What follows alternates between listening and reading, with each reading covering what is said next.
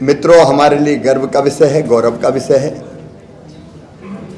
मध्य प्रदेश के लिए, विशेषकर इंदौर के लिए, कि G20 जिसकी अध्यक्षता प्रधानमंत्री जी के नेतृत्व में भारत कर रहा है, उसके कृषि समूह की बहुत महत्वपूर्ण बैठक मध्य प्रदेश में अपने इंदौर में रखी गई है। और इस बैठक में 30 देशों से 12 अंतर्राष्ट्रीय संस्थान जो एग्रीकल्चर के क्षेत्र में काम करते हैं, उनसे लगभग 89 डेलीगेट्स इसमें भाग ले रहे हैं। इंदौर की गौरवशाली परंपरा के अनुरूप बाहर से आए हुए डेलीगेट्स का, प्रतिनिधियों का यहाँ परंपरागत स्वागत किया गया, जिससे वो अभिभूत है। और विशेषकर जो हेरिटेज वॉक किया उनने आज राजवाड़ा और आसपास, इससे उनकी खुशी का शब्दों में बयान नहीं किया जा सकता। बैठ के कई जगह होती है, दूसरे देश में बैठक होती है तो केवल बैठक होती है। ऐसा स्वागत जो हमने आत्मीयता के भाव से किया है, अतिथि देवो भव की परंपरा से, यह आमतौर पर नहीं होता। इस आत्मीयता, स्नेह और प्रेम से हमारे मेहमान प्रतिनिधि प्रसन्न है, गदगद है। वो मांडवगढ़ भी जाएंगे। और देखिए, हमें भी एक अवसर है। ये समूह कृषि और कृषि से जुड़ी हुई जो चिंताएं और समस्याएं दुनिया के सामने हैं, उन पर तो चर्चा करेगी, लेकिन वो भारत को जाने, भारत की संस्कृति को जाने, भारत के संस्कार जाने। ये अवसर है हमारे पास। और इसलिए मध्य प्रदेश में T20 की बैठक भोपाल में हुई तो हमने ऐसी परंपरागत उनका स्वागत किया। और ये बैठक जो कृषि समूह की इंदौर में हो रही है, तो हमें मौका है ये कि हम हमारा खान पान, हमारी संस्कृति, हमारी सभ्यता, क्योंकि ये 89 डेलीगेट्स 30 देश के जहां जाएं, भाई ये कहते हुए जाएं, करे इंदौर अद्भुत है, जो भारत का संदेश भी है और जिससे लोग सीखेंगे भी। एक मोटे अनाज हमारे, जिनको प्रधानमंत्री जी ने नाम दे दिया श्री अन्न, हम लोग धीरे धीरे भूल गए थे। ये ज्वार, बाजरा, मक्का, कोदो, कुटकी, रागी, ये धीरे धीरे भूल ही गए थे। इन बार आपने प्रदर्शनी देखी होगी, कोदों को दरने वाला कुनेता, दाल दरने वाली चक्की, ये ऐसी थी कि जिसके कारण शुद्ध अन्न मिलता था लोगों को।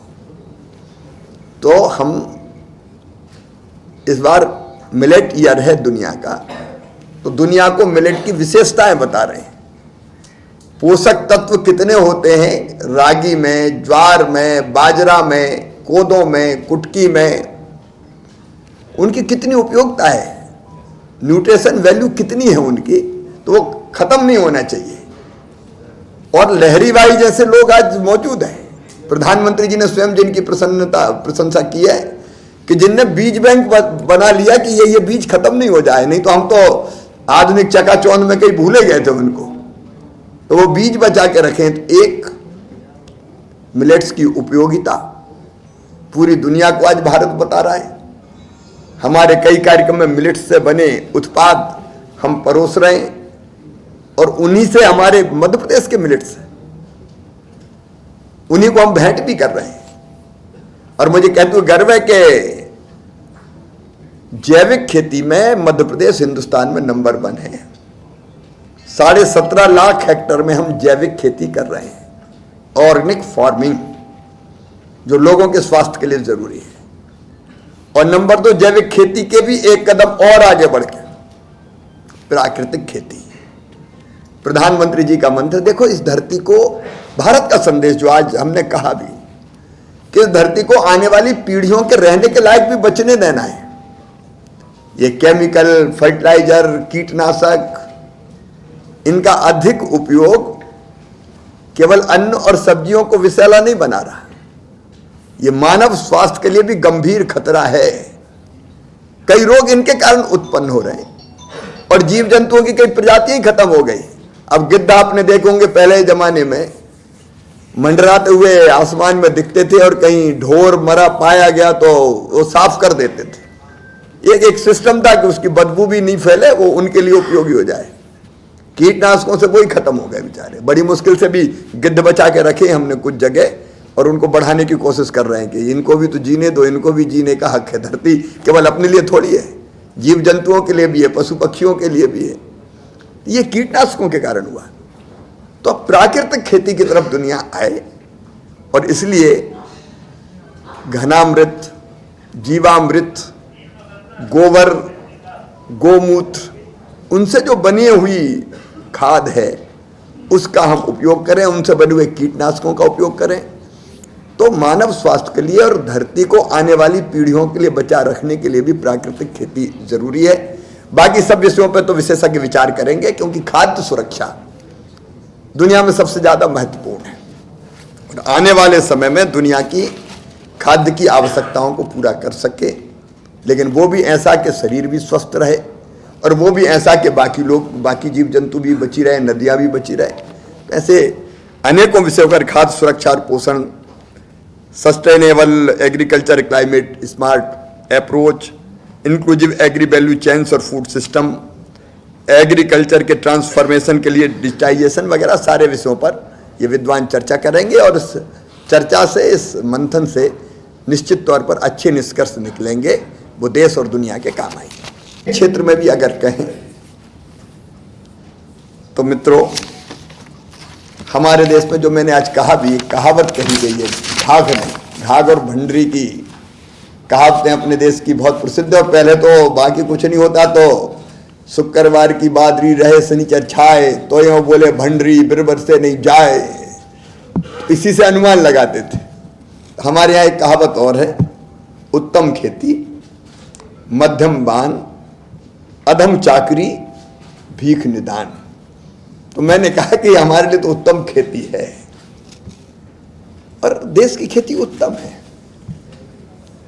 आज एक तरफ कृषि के क्षेत्र में आज वो दिन आ गए जब भारत के, मध्य प्रदेश के गेहूं की दुनिया में मांग है। 21 लाख मीट्रिक टन हमने एक्सपोर्ट किया। हमारा सरवती गेहूं, एमपी वीट नाम से ही बिकता है पूरी दुनिया में। वो तो हम देश की जरूरत देखते हुए अब एक्सपोर्ट नहीं कर रहे हैं, लेकिन पूरी दुनिया में डिमांड है। हमारा बासमती राइस की सुगंध पूरी दुनिया को आकर्षित करती है। बालाघाट के चिन्नौर चावल को जीआई टैग मिल गया है। हमने प्रधानमंत्री श्रीमान नरेंद्र मोदी जी के नेतृत्व में जो टेक्नोलॉजी का इस्तेमाल किया है, आज दुनिया उसको भी न केवल ध्यान से देख रही है बल्कि उससे सीखने का काम भी कर रही है। तो एक तरफ आधुनिक तकनीक का इस्तेमाल, अब हमारे हर किसान के सॉइल हेल्थ कार्ड बना दिए, ड्रोन का हम इस्तेमाल कर रहे हैं, डिजिटाइजेशन कर रहे हैं, तो दुनिया इसको भी बड़े ध्यान से देख भी रही है, सीख भी रही है। आप जानते हैं कि पिछले साल से ही ये अभियान, एक साल भी नहीं हुआ है अभी, आप जानते हैं ये अभियान प्रारंभ हुआ और मुझे ये बताती हुई खुशी है कि इस साल 60,000 किसानों ने ऑर्गेनिक फार्मिंग के लिए, और प्राकृतिक खेती के लिए उन्होंने रजिस्ट्रेशन करवाया और आज 60,000 किसान मध्य प्रदेश में प्राकृतिक खेती कर रहे हैं। हमारी कोशिश है कि इन 60,000 ये ऐसा प्रदर्शन करे कि जिससे देख के आसपास के किसान भी आकर्षित हो। ये काम ऐसा नहीं है कि आप दादागिरी से थोपने की कोशिश करें। ये काम जब वो देखेंगे और देखेंगे कि जो प्राकृतिक खेती कर रहे हैं उनका उत्पादन बढ़ भी रहा है और उसकी कीमत भी बढ़ी हुई मिलेगी, तो एक के बाद एक दूसरा किसान प्रेरित होगा और उससे सीखने की कोशिश करेगा। तो मुझे लगता है धीरे धीरे हम वो माहौल बना देंगे जिससे लोग और बड़ी संख्या में किसान प्राकृतिक खेती से जुड़ेंगे। भारत में ये मानता हूं कि पहली चीज तो ये थी कि पहले हमारे लिए पर्याप्त अन्न हमारे पास ही नहीं हुआ करता था, लेकिन आज ये गर्व का विषय है कि दुनिया की आवश्यकताओं की पूर्ति आज भारत कर रहा है। 2030 तक दुनिया में खाद्यान्न की मांग हो जाएगी 345 मिलियन टन। 2000 में ये मांग 192 मिलियन टन थी। इस बढ़ती हुई मांग की आपूर्ति में भारत ने बहुत महत्वपूर्ण योगदान दिया है और मुझे कहते हुए प्रसन्नता है कि अकेले मध्य प्रदेश ने 21 लाख मीट्रिक टन गेहूं का आयात किया है।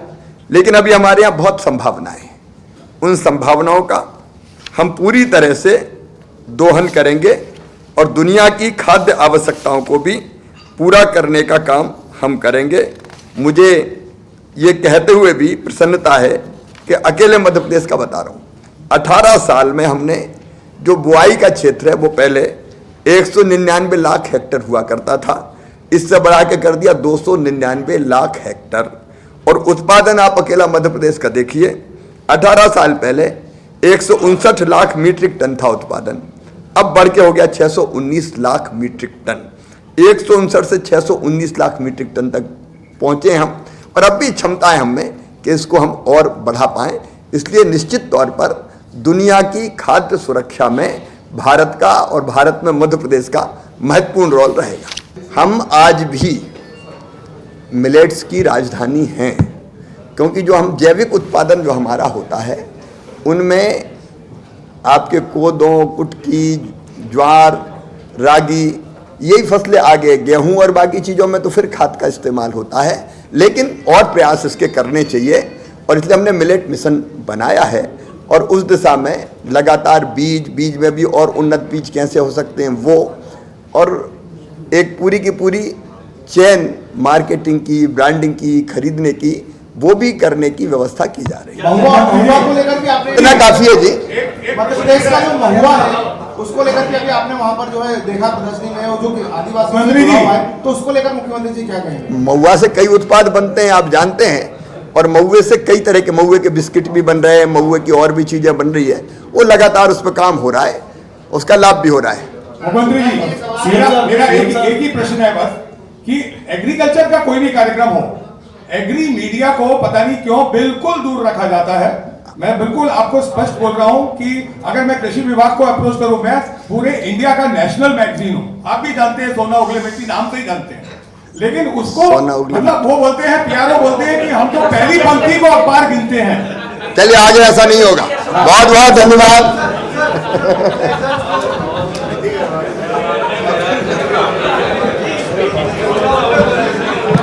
आप सभी का बहुत बहुत धन्यवाद।